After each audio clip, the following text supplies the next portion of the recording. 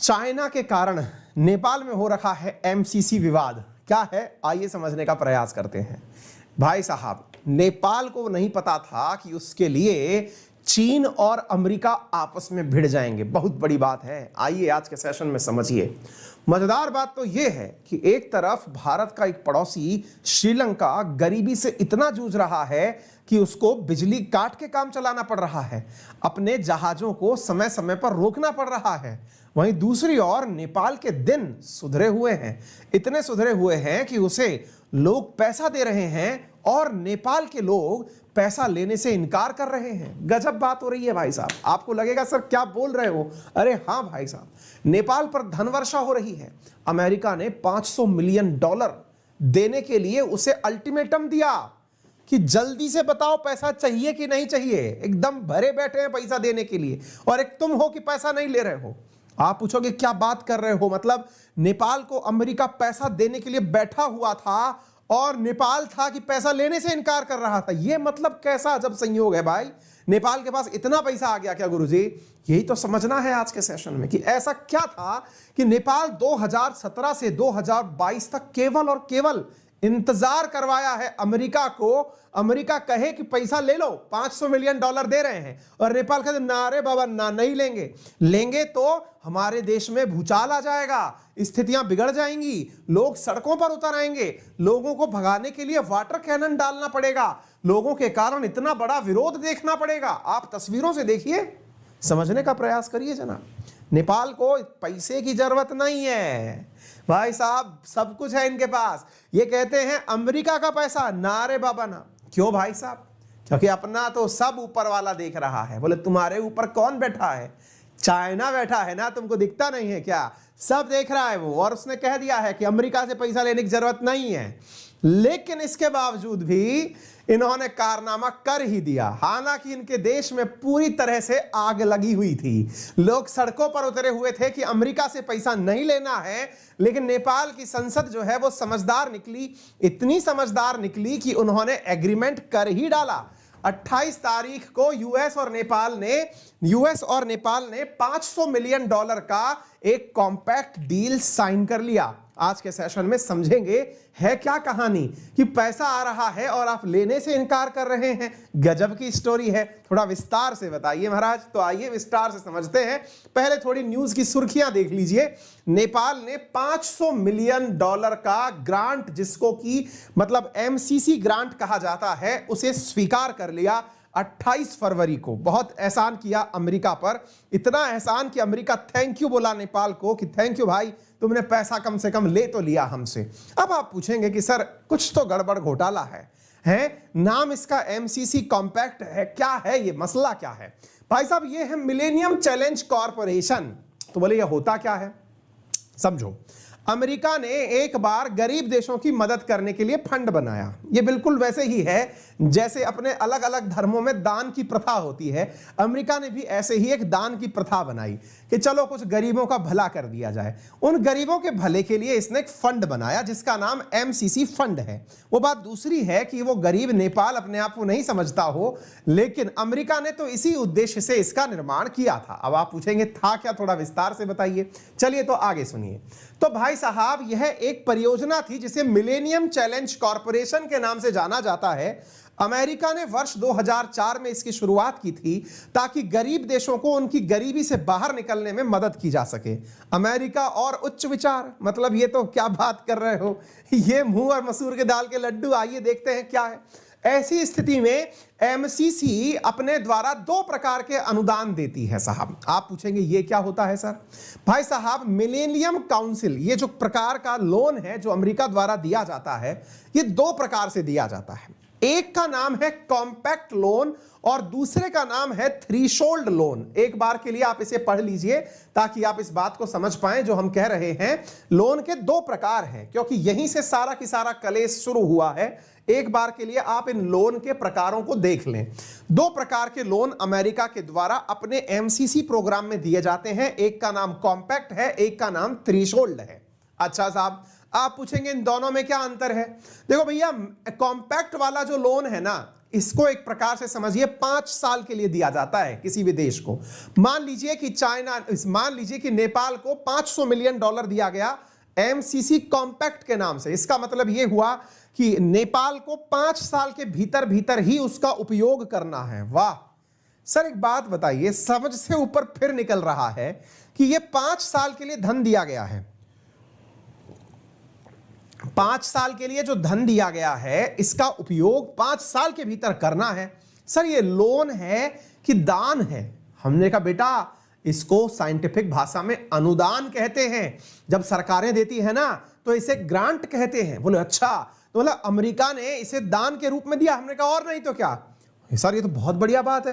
मतलब नेपाल को $100 मिलियन, 100 मतलब मिलियन डॉलर जो है वो हर साल खर्च करने के लिए मिल रहा है, फिर इसको दिक्कत क्या है? हमने कहा और सुनो, अभी तो तुम्हारी आंखें खुली रह जाएंगी।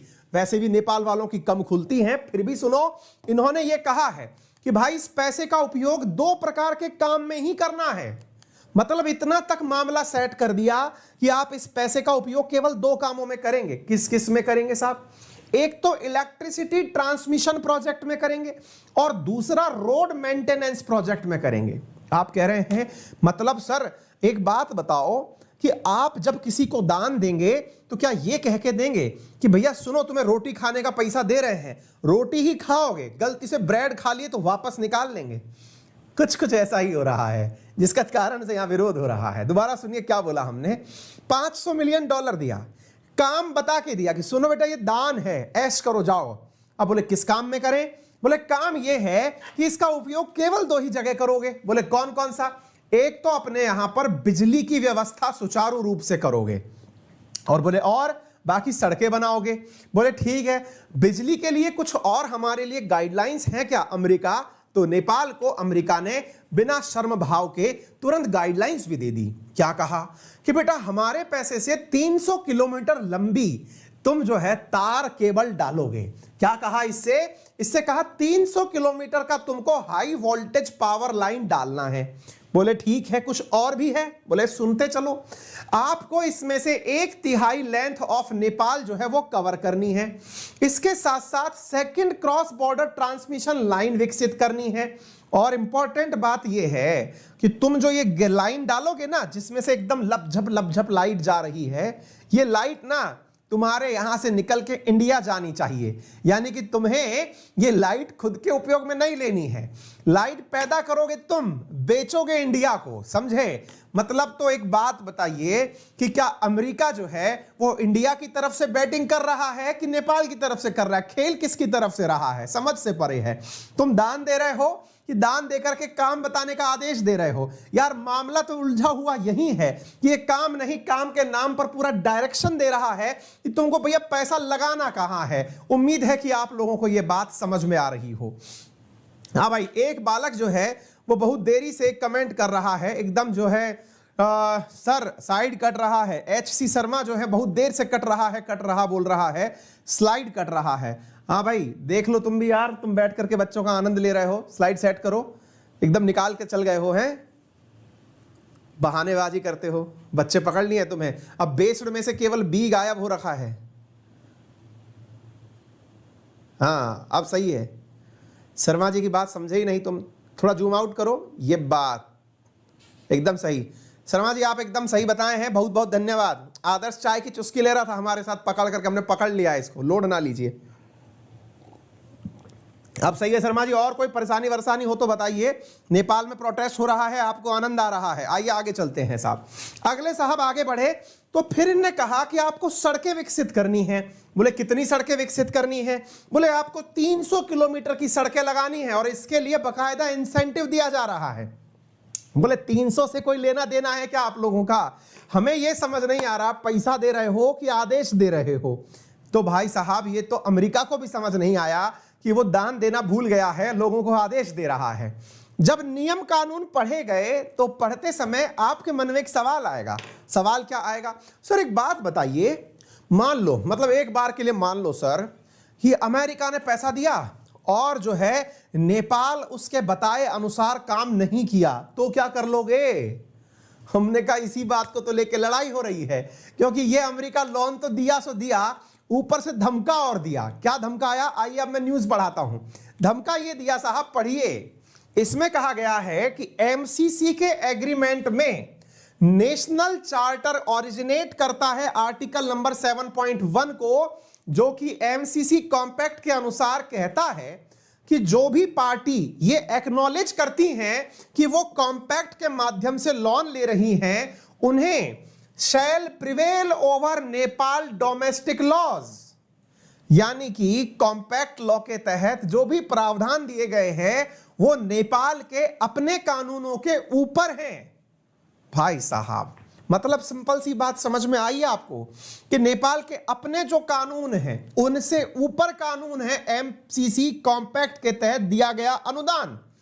नंबर दूसरी बात, many have interpreted this to suggest that the compact, compact बोले तो एमसीसी दो प्रकार का था, कॉम्पैक्ट और थ्रेशोल्ड। जो कॉम्पैक्ट वाला है, replace the constitution, compromise Nepal sovereignty, मतलब नेपाल की संप्रभुता से ऊपर निकल गया है। क्या? MCC compact. मजेदार बात देखिए, हमको अमेरिका ना इसीलिए पसंद है, लोन देता भी है और धमका के देता है कि सुनो लोन चाहिए क्या? बोले नहीं चाहिए। अनुदान चाहिए क्या? बोले नहीं चाहिए महाराज, आपका तो हमको अनुदान भी नहीं चाहिए। अनुदान तो लोगे, और सुनो बेटा तुमको दान तो हम दे के रहेंगे, और दान तुम्हें 28 फरवरी 2022 से पहले पहले लेना है, नहीं तो तुम जानते हो हम क्या करेंगे। तो हद है भाई साहब। नेपाल के कहने पर, अमेरिका के कहने पर नेपाल ने अनुदान लिया, अनुदान के तहत उसको दी गई शर्तें भी माननी पड़ रही है। उधर से चाइना कह रहा है कि देखो भाई, हमें खामखा बदनाम किया जाता है कि हम सामने वाले को कर्ज में फंसा करके डाल लेते हैं, ऐसा कुछ है ही नहीं है। हो क्या रहा है? इसमें एक प्रावधान और भी है, सुनिए साहब। प्रावधान क्या है? नेपाल की कम्युनिस्ट पार्टी ने सीरियस कंसर्न कहा है, और कहा है कि एक बार अमेरिका ने अगर लोन दे दिया तो जब खर्चा आप कर लीजिएगा ना, तो आपका अकाउंट ऑडिट करने के लिए जो टीम आएगी वो टीम नेपाल की नहीं होगी। आपने खर्चा सही से किया या नहीं किया, ये अमेरिका की टीम आएगी चेक करने, और तो और वो नेपाल के अकाउंट्स भी चेक करेगी। मतलब आप ये देखिए कि auditing of the countries finances by the American rather than Nepali auditor. मतलब समझ रहे हैं आप?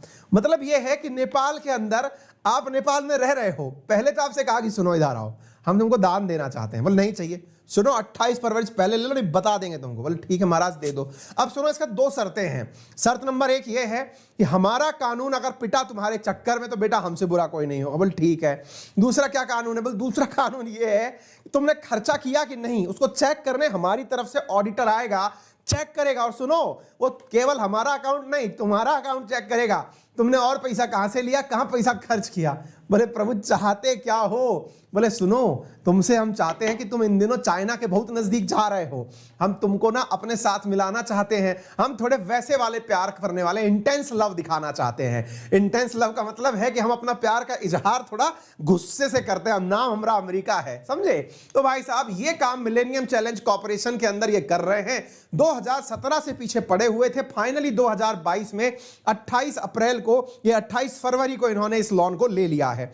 चाइना वाले कह रहे हैं कि व्हाट एन लव सर जी, मतलब ऐसा प्यार किए हैं ये कि जिसको कि कोई डाइजेस्ट नहीं कर पा रहा है। देखिए चाइना की गवर्नमेंट ऑफिशियल ने लिखा है, US describes the 500 million MCC as US funded infrastructure program in Nepal as a gift from the American people, but meanwhile gave Nepal an ultimatum. Should a gift be delivered by an ultimatum? वारे वाह diplomacy. भाई साहब ये बात तो Chinese ने एकदम सही कही है, मतलब इनकी बात में हमें दम भी लगा।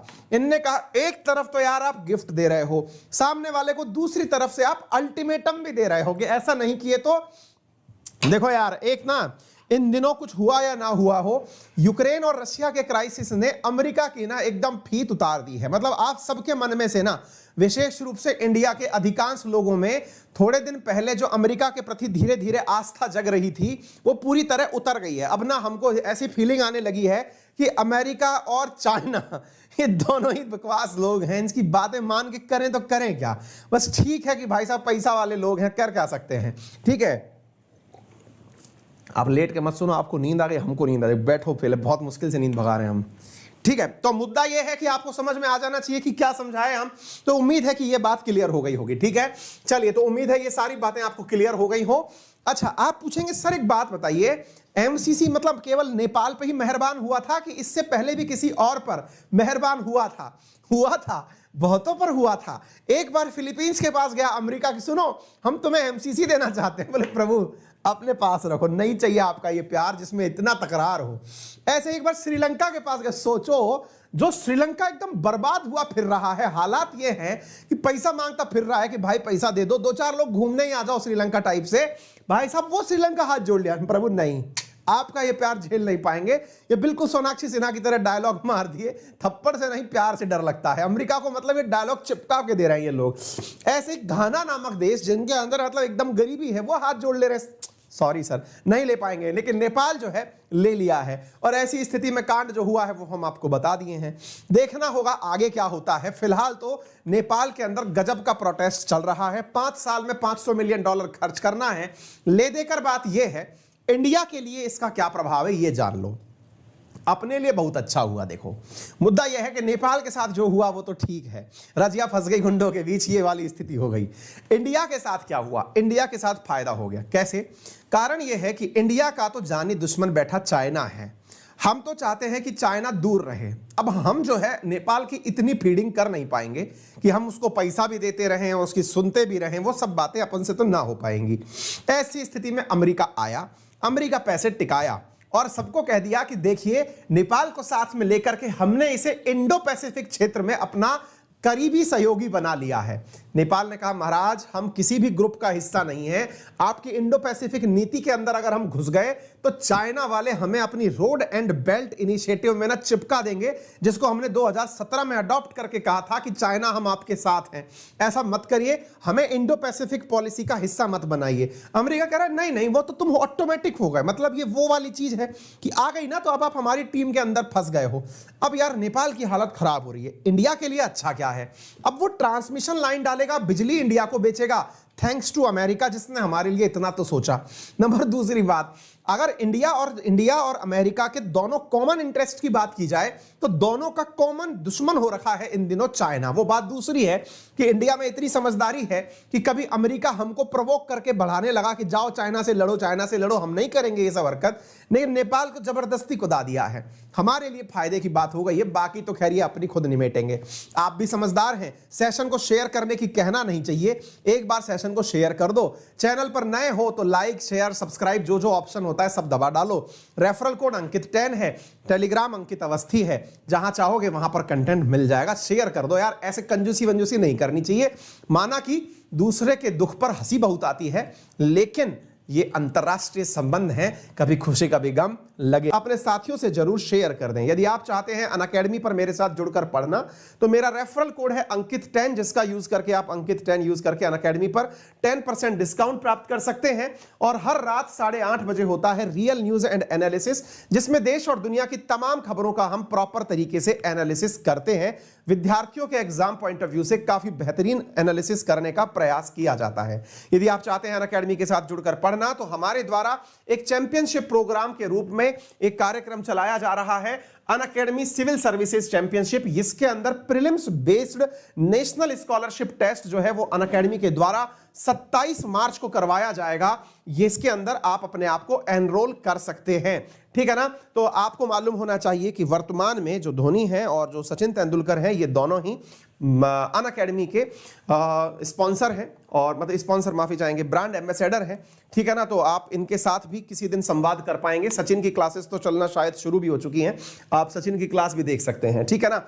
ठीक है, इसके साथ साथ आप ये सारी चीजें हैं जो हम बता चुके हैं। इसके अलावा आइकॉनिक प्लान अनअकैडमी पर 76,717 का है, जिसके लिए आप इजी लोन फैसिलिटी का उपयोग कर सकते हैं। लोन यूपीएससी कैटेगरी के अंदर अवेलेबल है 0% इंटरेस्ट रेट के साथ, जिसको 2 घंटे में ही अप्रूव कर दिया जाता है, या यूं समझिए कि ये इजी ईएमआई ऑप्शंस में आपके लिए लोन फैसिलिटी उपलब्ध है। फिलहाल के लिए इतना ही, अपना ख्याल रखें, धन्यवाद।